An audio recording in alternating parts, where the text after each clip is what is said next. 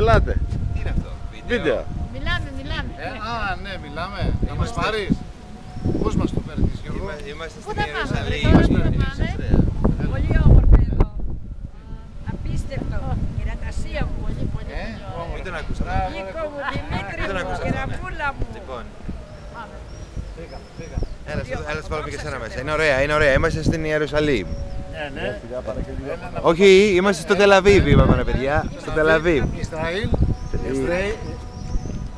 Πολύ ωραία. Σιγά σιγά να το κουνάς όμως. Θα το βάλω στο YouTube το βράδυ, να το βλέπουν από την Αμερική άμα θέλουν. YouTube.